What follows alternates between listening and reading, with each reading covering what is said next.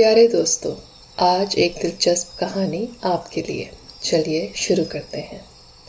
ایک دفعہ کا ذکر ہے کہ ایک گھنے اور پرسکون جنگل میں ایک بڑا سا برگد کا درخت تھا۔ اس درخت کی سب سے اونچی شاخ پر ایک دانش مند الو رہتا تھا۔ جنگل کے سب جانور اس کی عزت کرتے تھے کیونکہ وہ کم بولتا تھا، مگر جب بولتا سچ اور سمجھداری کی بات کرتا۔ ایک دن جنگل میں ایک چالاک لومڑی آئی۔ وہ شرارتوں میں مشہور تھی۔ کبھی خرگوش کو ڈراتی، کبھی پرندوں کے گھونسلوں کے قریب جا کر آوازیں نکالتی اور کبھی کسی ہرن کا راستہ روک کر مذاق اڑاتی۔ کچھ دن تک تو الو خاموشی سے سب دیکھتا رہا۔ وہ جانتا تھا کہ کچھ باتیں وقت آنے پر ہی سمجھ آتی ہیں۔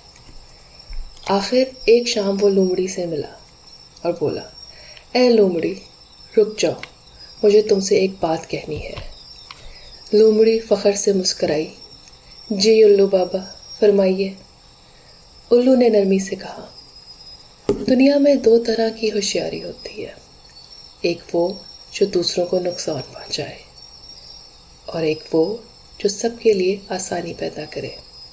تمہاری چالاکی وقتی خوشی دیتی ہے مگر آگے چل کر تمہیں ہی مشکل میں ڈال سکتی ہے۔ لومڑی نے ہنس کر بات ٹال دی، زمانہ بدل گیا ہے الو بابا۔ اگلے دن وہ ایک بڑے درخت کے پاس مٹی کھود رہی تھی کہ اچانک وہ ایک گہرے گڑھے میں جا گری۔ نہ اوپر آ سکتی تھی، نہ کوئی اس کے پاس تھا۔ وہ چیخنے لگی، بچاؤ، کوئی ہے؟ جانور اس سے ڈرتے تھے اور پاس نہ آئے۔ کچھ دیر بعد الو گڑھے کے کنارے آیا اور بولا، دیکھا لومڑی، جو دوسروں کے لیے مشکلات پیدا کرتا ہے کبھی کبھی خود بھی اسی میں پھنس جاتا ہے۔ لومڑی شرمندہ ہو گئی۔ اس نے وعدہ کیا کہ وہ آئندہ کسی کو تنگ نہیں کرے گی۔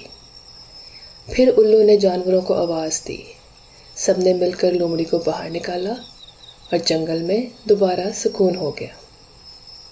تو اس کہانی سے ہمیں یہ سبق ملتا ہے کہ اصل دانائی دوسروں کو تکلیف دینے میں نہیں بلکہ بھلائی اور آسانی پیدا کرنے میں ہے۔